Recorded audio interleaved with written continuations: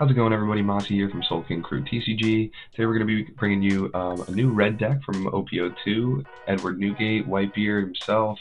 Okay, I'm super excited for this leader. I think he's really strong, being able to be a 6K swing every turn. For one Dawn, you're hitting the magic number of 7, 6 life, because he does have that ability right at the end of your turn. You're taking a life, which is kind of cool that they've been doing this with their leaders, and they make it similar to kind of how their story is in the anime as well. So this is definitely a leader we're looking forward to playing.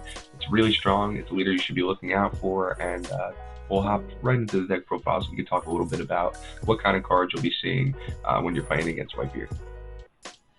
Otama, everyone's favorite one-drop besides Nami. 2K counter, being able to pitch her to keep yourself healthy is great, or being able to drop her down, minus something 2K, and combo her with a card like Seaquake or Vista to kind of clear some of those more problematic cards, okay, is always going to be definitely a good call. Atmos 6K 4-drop. We noticed kind of towards the end of OP1, right, a lot of people started playing these bigger drop vanilla cards that are harder to get off the board. So this one in particular, right, 4-drop 6K, 1K counter, combo with the field spell. It's an 8K for 4 in the late game, so definitely a card we're probably dropping on curve if it's safe, and always going to be a good option for the Whitebeard deck. New card that we're extremely excited about going into the new set is Whitebeard Edward Newgate himself, the 9-drop, 10K, huge body, right? For 2 Dawn, he pops at 3K or less, so he's getting around those small blockers. And then he's giving you, more importantly, 2K for your turn and your opponent's turn. So that's something new that we're seeing going into the new set, new mechanic where we're able to drop cards and keep combo power on our leader, even when we pass the turn. What's nice about this card in the Whitebeard deck, though, when you have that leader effect to take a life from at the end of your turn, he can stop that for 1 turn and keep you a little bit healthier, or you can take an extra hit, which is nice. So slows down the late game a little bit. You can leave the Dawn open for something like a guard point or a radical beam to keep yourself from taking extra damage as well. King Do is going to be our second vanilla that we're playing. 5-drop 7K, 1K counter just like Atmos. If you play him on curve, it's a great card, right? Huge body, harder to get rid of. We can think of like the Doflamingo decks, playing something very similar, right? And it's always hard to get rid of. So we definitely want to play a King Do at 4, and it's always going to be a good choice. Another 2K we have here is Diamond Jozum. He is 4K 4-drop, right? 2K counter, which is good. Sometimes we're holding him in hand, or he does have that ability, since we are a Whitebeard leader, right, to drop him down for 1 Dawn.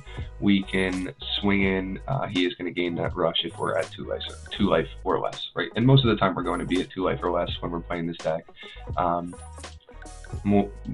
guess majority of the time you're sitting there with a bigger hand and a lower life pool. So you're going to either keep him in hand, pitch for a 2K, save something, or push through and end the game with him. This is a card that I started with at a higher count, tested it for a while at 4, cut it down to 3, now it's at 2. I like it and I don't like it, right? It's a 3K 5 or a 3-drop 5K, so it's a big body for a lower cost. On play, you can take a life and minus something 4,000 to make Vista and Seaquake a little bit better. But the thing I don't like, no combo, right? Sometimes it feels better to just either later or middle of the game to jet pistol something, or to drop a Marco. So this is a card I'd probably end up cutting for 2 Ace. Right, Ace kind of does the same thing, but it's going to minus 2 characters for 3,000, and it's a 7K rush combo with the stage card. It's going to be a 9K rush in the late game, which sometimes we can just drop that and end the game with it. So after doing testing, I think with Ace against Squad, I think most of the time it's going to be better of a choice to take Ace going forward. So for the match we played yesterday, we did have Squad in there, so that's why we kept him in for the deck profile, but I think going forward we're going to be playing 2 Ace. Best card in the deck, Marco the Phoenix, okay, being able to be a 5K blocker, so you can pitch a combo, keep him alive, or you can let him go if you're at that low life pool, right? 2 life or less, you can trash a Whitebeard card and bring him back rested. So a lot of the time I find myself dropping 1 or 2 Marcos, keeping them alive by pitching cards if I have the ability to do that, and then trying to end the game on the crackback with the extra Marcos. I like Chopper over most of the two drop blockers. Okay, I was trying Bartholomew for a minute. Let's see if we can find it in here. I was trying this for a little bit, but I think spending that extra Dawn in this deck doesn't feel great.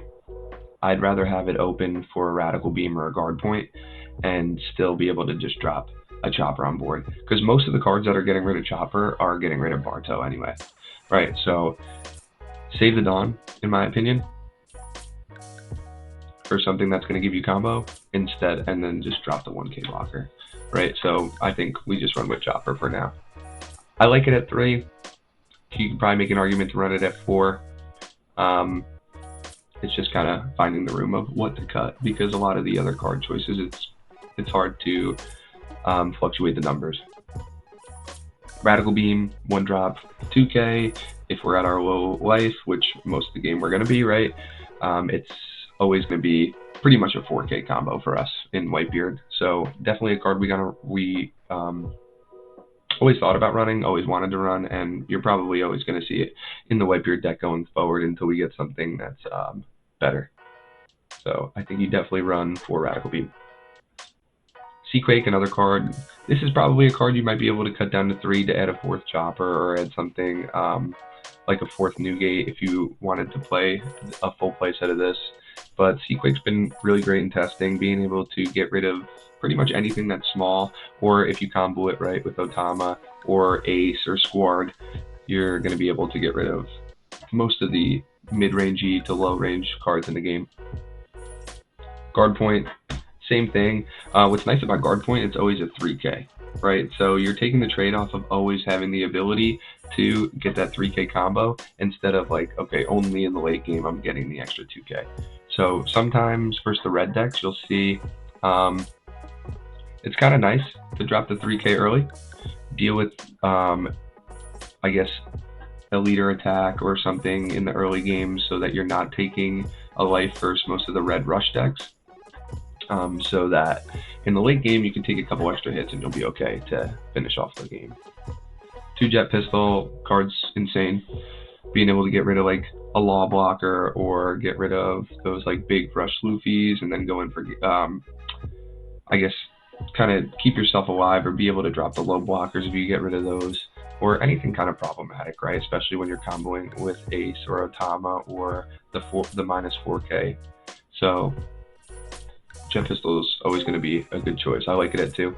I don't think you need it more than that. I think it gets kind of bricky when you're at the 3 or 4 range in certain decks, though, right? Because if you're playing like Zoro and you need to get around blockers and this is your option, I think it's definitely going to be better in those decks, but still a card you want to look at, and still a card you probably want to play.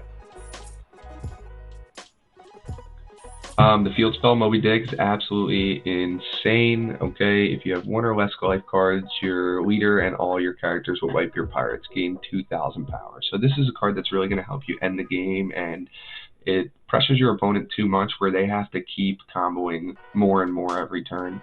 Okay, if you look at the numbers, right, this is a 9k, this would be a 5, this is a 6, 9, 12, 8, 7, and your leader's an 8. So it makes all these numbers like really kind of out of reach of your opponent's combo. You're just getting in there for huge numbers, and it's a really kind of easy way to finish off the game if you're able to get to that late game and stabilize with some, I guess, bigger characters on board. So definitely a great deck. If you have any questions or you have any comments, definitely comment on the video below, okay? Tell us what you think of the deck profile. Tell us maybe what you would try instead, or maybe something that's been working out for you in place of one of the cards that we're playing.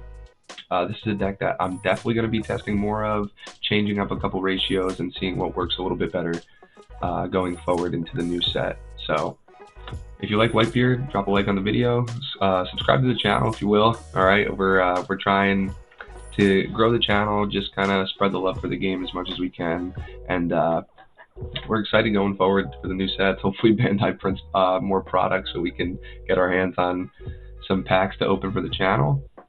We do have a couple boxes coming in from OP02, so we will be doing some pack openings when we get those.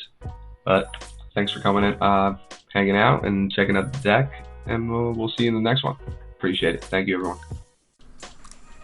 Once again, everyone, thanks a lot for tuning in to Soul King Crew TCG. We really appreciate the feedback, so if you could drop a comment on the video letting us know what decks you're excited to see in OP2, what decks you want to see gameplay of, maybe some commentary, some deck profiles, and maybe some meta discussion on what's going to be good in OP2 coming out in just about 3 weeks here. So we're excited to create more content for you, and hopefully we see you in the next one. Thanks a lot.